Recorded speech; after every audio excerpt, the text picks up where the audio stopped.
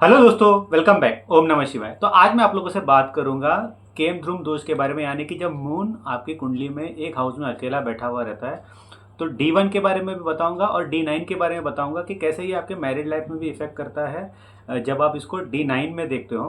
तो बेसिकली देखिए, जिसको समझ नहीं आ रहा है कि ये क्या होता है उनके लिए मैं पहले थोड़ा सिंपल वे में बताता हूँ। जब देखिए, जब मून अकेला होता है, for an example 11th house में है, बट उसके साथ कोई प्लैनेट कंजंक्ट नहीं है, या तो उसके आप कह लीजिए कि 10th हाउस में कोई प्लैनेट नहीं है, 12th हाउस में कोई प्लैनेट नहीं है, और किसी तरीके से उसके ऊपर एस्पेक्ट नहीं हो रहा है, तो ये एक अच्छा पोजीशनिंग नहीं होता है मून के लिए, क्योंकि मून आपका मन, आपका माइंड होता है। तो उसे एक तरीके से डायरेक्शन नहीं मिलता है लाइफ में, कहने का मतलब ये होता है। और दूसरी चीज़ है, अगर मन और बेसिकली माइंड को अगर डायरेक्शन नहीं मिलता है, तो हम हमारे जो करियर है उसमें हम पीछे रह जाते हैं काफ़ी टाइम में। काफ़ी टाइम पे हम एक रिलेशनशिप को कैसे हैंडल करते हैं वो चीज़ें हमें पता नहीं होती है। एंड ओवरऑल एक हमारी लाइफ में हमेशा एक एक तरीके का कन्फ्यूजन, एक तरीके का डिले आप महसूस करते हो कोई भी फील्ड में।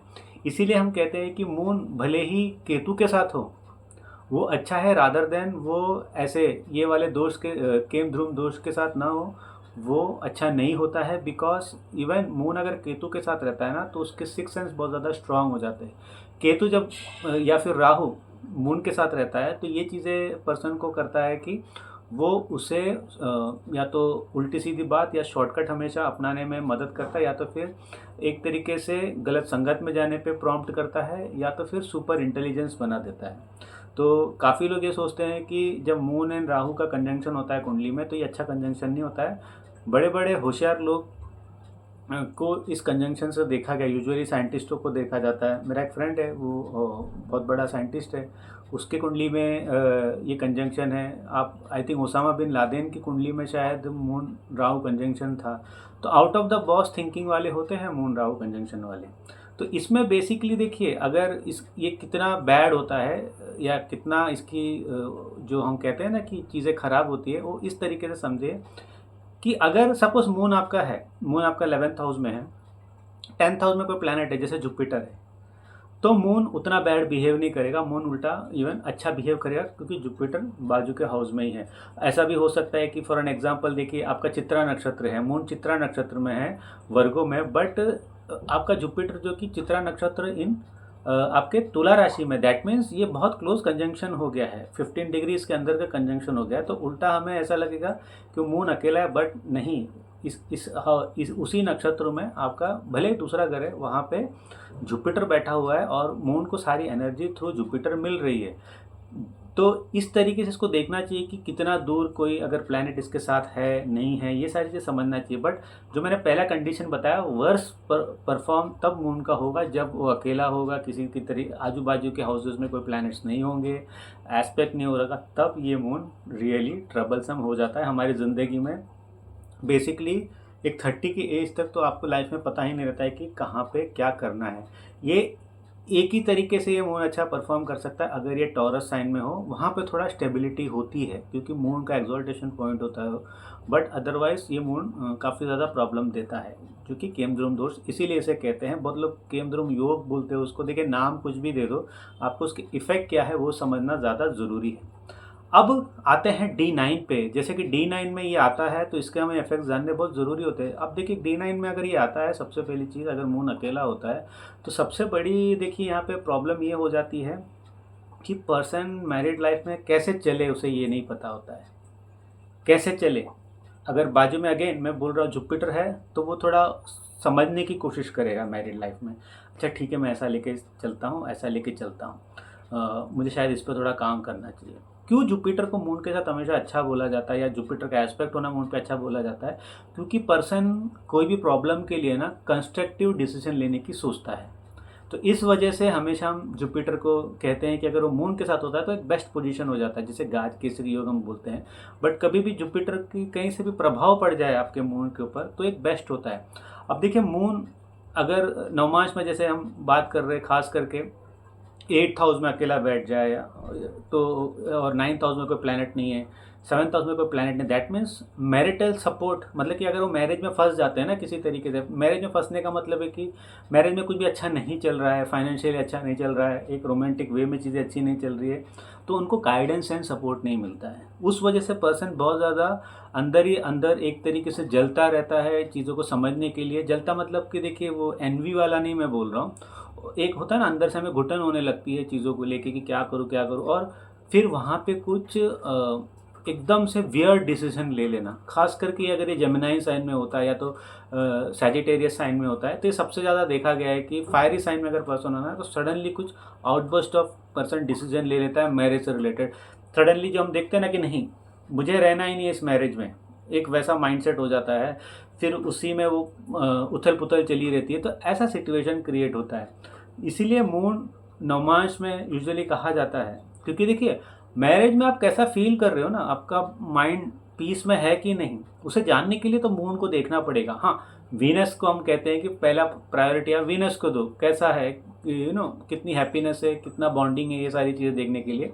बट नवमांश में आप मून को देखो, आपका माइंड पीस में है कि नहीं, क्या माइंड हमेशा काम है कि नहीं, क्या माइंड अच्छा फील कर रहा है कि नहीं एक बॉन्डेज में, एक बॉन्ड में।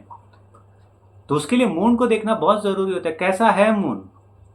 अगर मून 6th हाउस में है या 8th हाउस में है, केम ध्रुम दोष बना रहा है, मतलब आगे कोई प्लैनेट नहीं है, ज़्यादा कुछ एस्पेक्ट नहीं है, अकेला बैठा है, सफ़र कर रहा है, हार्ड हाउसेस में है, तो बहुत ज़्यादा प्रॉब्लम हो जाती है मैरिड लाइफ में। पर्सन हमेशा एक है ना, एक उसके माइंड में अजीब सा जंग चलता रहता है, अजीब सा फ्रस्ट्रेशन चलता रहता है।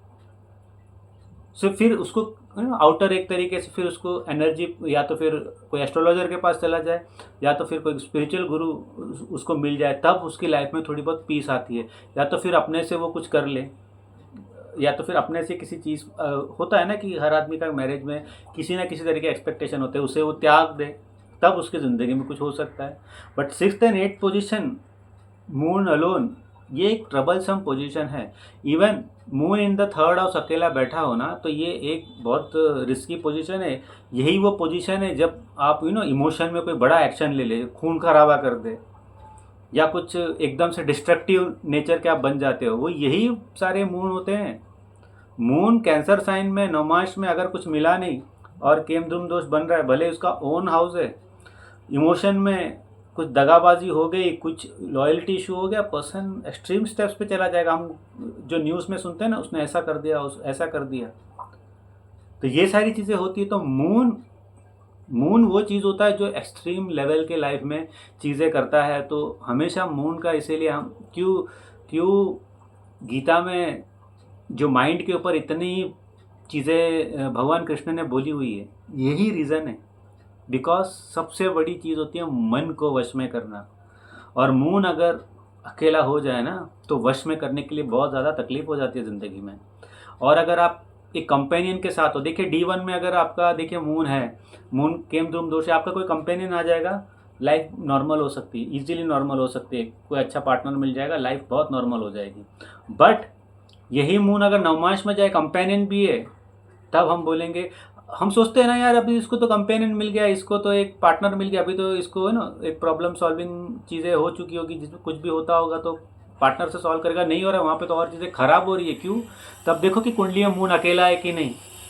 तो ये सारी चीज़ें आपको समझना बहुत ज़रूरी होता है, और उस मून पे काम करना पड़ेगा। दैट मीन्स मैरिज लाइफ में उस मून पे क्या प्रॉब्लम हो रही है उसे समझना पड़ेगा, फिर उस पर काम करना पड़ेगा। अगर किसी भी तरीके का एस्पेक्ट है, देखिए अगर आप सोचिए कि विषयोगी है, भले ही विषयोगी है, भले ही नवमांश में, वो भी एक तरीके का प्रॉब्लम है। बट सिंगल अगर मून रहेगा ना, वो सबसे बड़ा प्रॉब्लम है, इसीलिए उसे दोष बोलते हैं।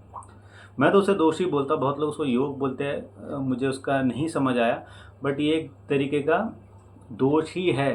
क्योंकि आपकी लाइफ में सबसे बड़ी चीज़ जो होती है ना आपकी कुंडली में, वो मून ही होता है।